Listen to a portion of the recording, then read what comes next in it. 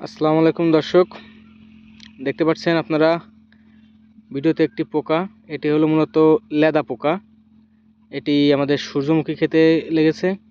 দেখুন কত ছোট এবং কতগুলো একসাথে লেদা পোকা।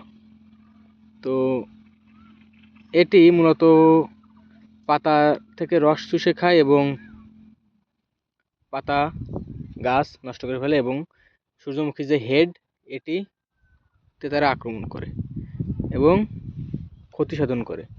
তো এই পোকা থেকে সবাই রক্ষার জন্য আগেভাগেই ওষুধ ব্যবহার করবেন। রিপকর্ড আছে, সবিকরণ আছে, যে কোনো একটা দিলেই হচ্ছে। তো সবাই ভালো থাকবেন এবং পোকা দেখতে থাকুন সবাই। পোকাকে উপভোগ করুন। হ্যাঁ দর্শক, সবাই পোকাকে উপভোগ করুন।